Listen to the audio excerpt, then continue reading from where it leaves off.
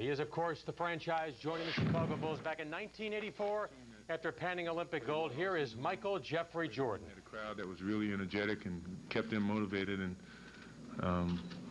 we lost our opportunities to win it at home, and we came here. I mean, at first, as soon as the games ended in Chicago, it was some dim feelings and some negative thoughts, and as time went past, I think everybody realized that if we want that sixth title, we have to go through Utah to get it, and we have to go out there and win it out there. So, I mean, I think those negative thoughts erased very quickly, and it's a great day for everybody, I think.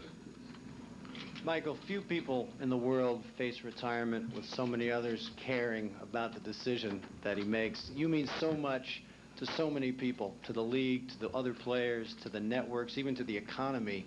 How do you make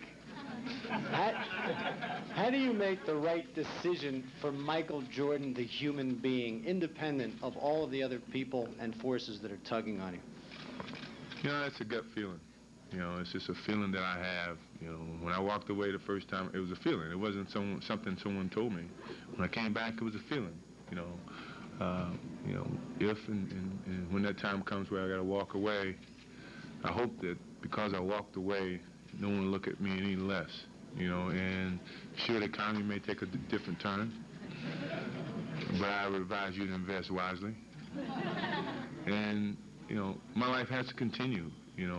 Hopefully I'll put enough memories out there for everybody to at least have some thoughts about what Michael Jordan did in his 13 years or 14 years or whatever it takes, and put some comparisons up there for kids to follow and compare themselves and reach, and that's a part of the challenge. And, I have another life, and I know I have to get to it, at some point in time, and hopefully the fans and the people understand that. Michael, you said last week that this was the toughest year for Coach Jackson as a coach. What about you as a player? It was tough. It was tough in the sense that I was more competitive than I ever was because I wanted to win more than I ever did, because of some of the bumps in the road, Scotty being out. Dennis, had to step up, and every now and then we had to, deal with Dennis and deal with the different types of expectations, some of the, criticism about our team and the lifestyle that we live, and it's bearing on it. It just takes its toll on an individual, and sure, we just have to keep looking at the bigger picture, which is tonight. It's the biggest picture we could think of, and sure, sometimes the pictures don't look so clearly, but if you keep moving in the right direction, it's going to clear itself up, and tonight is very, very clear. Michael, you just won your 6th championship with Scotty and Coach Jackson. As a man who lives as a player who lives of challenges, how much is a challenge is it for you to win one without them? Pretty sure it's a major challenge, but the question is, do I want to do that or not? That's the things that has to be debated over the summer. Michael, how frustrating it is, or at least annoying, to have to talk that much about your future tonight? Say that again? How frustrating, or at least annoying, is it to have to talk that much about your future and the future of the team tonight? It's not annoying. I mean, most people have been waiting for that, and my answer is, I mean, there's still a lot of unanswered questions, and tonight it's a lot of sympathetic feelings about this team and where we want it to go.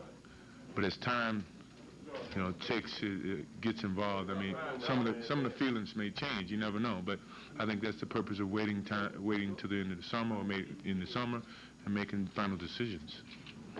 Michael, the other night, you seemed so intrigued by the thought of dropping the last 3 and possibly walking away. The fact that you played such a great last minute and had a game-winning shot, title-winning shot, is that going to, do you like the idea of going out that way? Yes.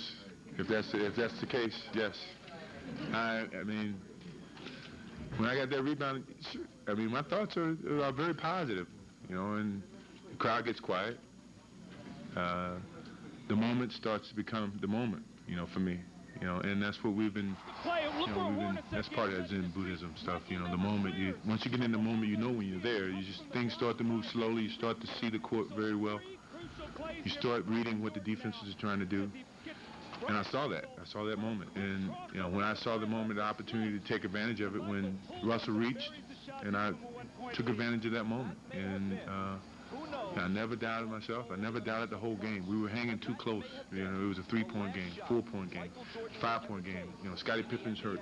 Dennis and everybody's in foul trouble, and they never really burst out and left us standing. You know, and we kept hanging in there, and I knew that we were going to have an opportunity to win this game, and I just wanted to be able to do that. And from an offensive standpoint, sure, you look at my rebounds, I only had maybe 2 or 3 rebounds, and I told Phil that, I know I'm going to have to play a lot of minutes. I have to conserve energy somewhere, and unfortunately, I had to be on the rebounding edge, and but the offense, I had to step forward.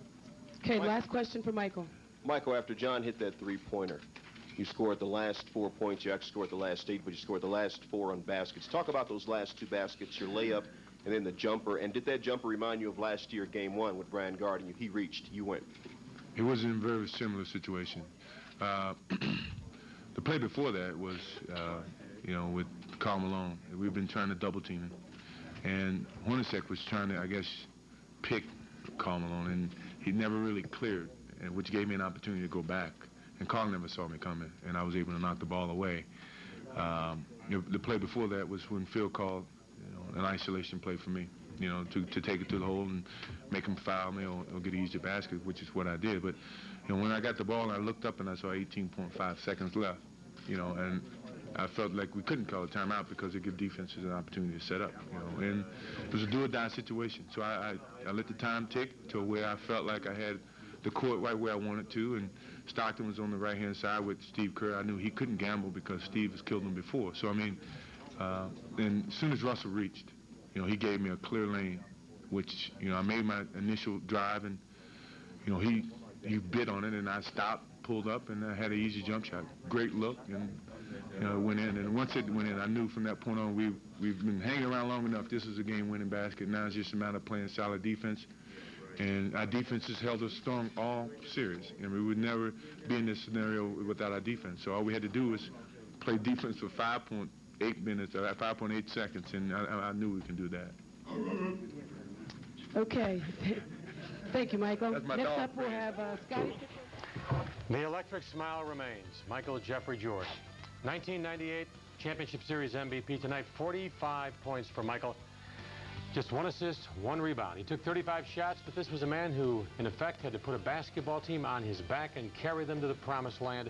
43 minutes of play for a man who is obviously physically exhausted.